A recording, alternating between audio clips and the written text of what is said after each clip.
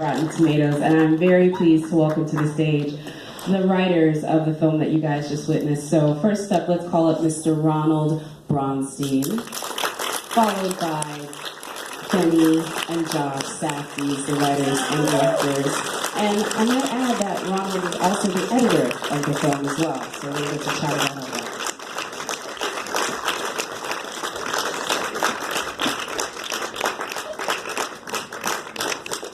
I was going to say editor and writer, and I forgot, because that's just not a combination I normally call out. Benny and Ronnie edit together. Yeah, together, yeah. It's an important combo. Yeah, it is an important combo. In fact, I'm going to start there because I have to say that is, it's often with writer, director, editor, but you guys had this dynamic with the first film that y'all did, and you kind of kept it going. So talk about it, you editing and being also on the script.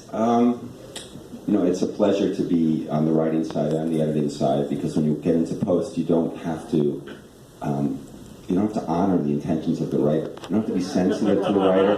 Yeah, you know, you don't even have to create an assembly that seems to be respectful of the intentions and all that work that were put on the page.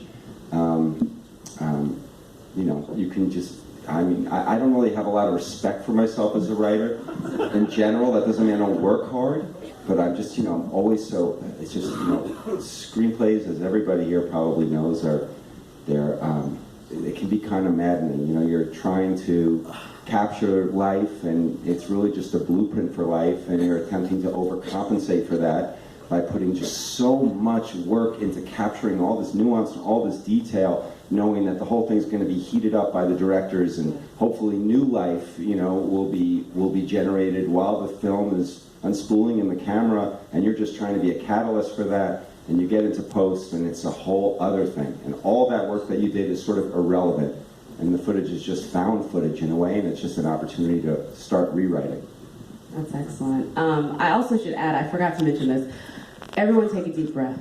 I know you guys just went through a lot with that screening. I always forget with this one, I'm like, oh, they just went on this huge roller coaster ride, and I come up here all like, hey guys.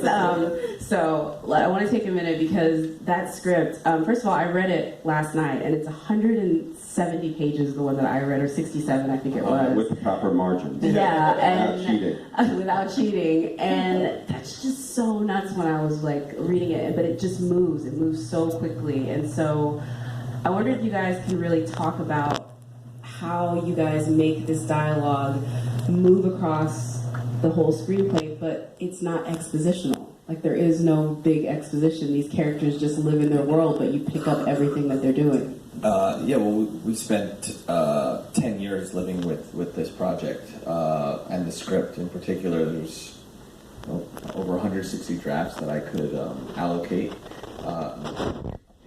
Computer once or twice in that period, so I lost drafts. And part of what goes into all of those drafts, you know, I think we did a page one rewrite maybe 3 or 4 times. But what goes into it is a fear of overt narrative plotting that you know, that we made other films in the past 10 years, and each film was kind of an education in the journey of this one, like a legend almost. Like, we would finish the film, and we would get some sort of find some sort of key that would unlock a door that we needed to have in Gems. So what ends up happening is and I think that lends a lot to the tension that you feel when you watch the movie, because you're looking at a glass onion essentially with so many developed layers, and each character. You know, whenever we thought that we worked on the Howard version of the script so many times, then we started to back up and then do passes for each character. Some characters only show up in the final version 2 or 3 times, but some of them had iterations where they were major players, and we needed to know where they were at every moment. So we would, you would do all this work developing a backstory for each character or a current story, and it would find its way into the script just because you would have that knowledge, and so all these things kind of lend themselves to A, the tension, and B, to our attempt to try to cover up the narrative plotting, because we the film that we were following up 10 years ago was mostly just a character study, and the narrative of the film rested entirely within the emotional roller coaster that was happening inside that one character, and then slowly, particularly with a movie called Good Time, we ended up really committing ourselves to what does it look like if you can do all that work with the character and have that character study at the core of it, but have this kind of plotting from on high. And just to touch on why there's also so many passes, is every time you cast a new character, there's a whole new wave of information that's now present that needs to be readdressed. And so, but even for like the smallest characters, but like a character like Kevin Garnett, or even the character like that Keith plays, they're bringing a new information, a new way to bring this role to life, and you have to then go back. Keith, I mean, the guy Phil who shoots it. You know, that was another role where it's, again, how many times have you seen a heavy in the movies? You know, you want somebody to be real and authentic, but not in a caricature way. I mean, that's a good point. That's one of my next questions. Is that I was talking to Julia and Adina last night, and they said you guys cast 70% first time or non-actors. Like when you're talking about in the background, like I guess the mom at the dinner table had like some really big opinions about the Passover, and these are just people, this is their first time on a set. And I was wondering why do you lean towards that? Because I would imagine it makes your job more difficult. Yeah, but if it was easy, anyone could do it, right? But yeah, casting is such a huge. It makes your writing better. And then in particular when you can be a writer and director, it allows you to in the casting process go back and amend the as Benny was just talking about, the script pages. But in particular with a scene like that, that's kind of when you kind of hold on to your script tightly, because you have a scene with 30, 40 people in it, and you're trying to give it the illusion of life unfolding in front of you as best you can. But the scene is not going to be 20 minutes long. It's not going to be a 3-hour Seder scene. It's going to be a 90-second scene, and it has very specific beats that you're trying to get at. But we would actually have, in my notes on the script, I would have pre-scene notes to give to people to be acting out, so that when we hit the actual dialogue, it felt natural. But in particular, there was one woman who was very stubborn. She was very stubborn. She really wanted to add a couple of lines of dialogue. She also had a whole other costume hidden behind her the entire She was Bukharian. So this movie, Adina's family is Bukharian Jewish, and Bukharian, there's only 14 million Jews in the world, and then you take Sephardic Jews, which is a minority within whatever, and then you have Bukharian Jews, which are like 50,000, 70,000, so it's like a small group. So they're very proud to be on camera, so they brought their dresses and traditional garb, and we were happy to include them, but it was, we didn't have enough time. So you end up having these moments where you want them to feel. Yeah, she said that you had to sit her down and be like, this is great. But I appreciate it. We're always listening. We're always listening, and we'll never say to somebody, you know what, sit down and shut up. We'll never say that to anybody. So when she says that, we want to understand why she wants to bring that up and what it is, why it's important, and it's like, okay, well, maybe if we can't do it there, we'll bring it in this way. So, and looping it back just to the writing part of the component, it's probably a good, healthy thing to be aware of your limitations when you're writing, and you're attempting to inject as much dimensionality as you can over 20, 30, 40 characters in a screenplay. And sometimes you have complete access to the needs of a character, and you know how to write them, and you can just, fill them with your own experience, and you make them alive that way right on the page. And other times you get to a character and you just know it's a stretch. You know that this character's experience is far from your own. And the kind of casting that these guys do by doing, I guess what you could call street casting, but bespoke casting, where you're finding people who in real life are close to the character, closer than you are, certainly. You can put them in rehearsal situations, and it's sort of like, instead of writing with a pen, what we're doing is we're plucking someone's brain out of their skull, and we're writing with it.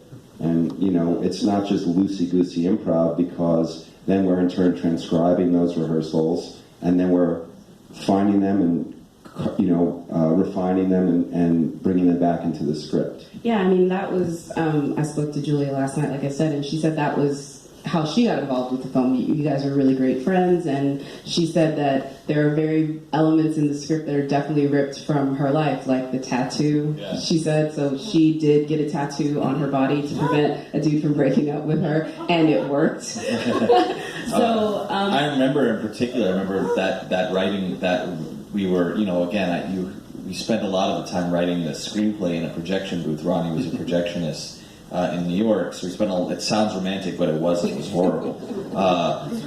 It was horrible.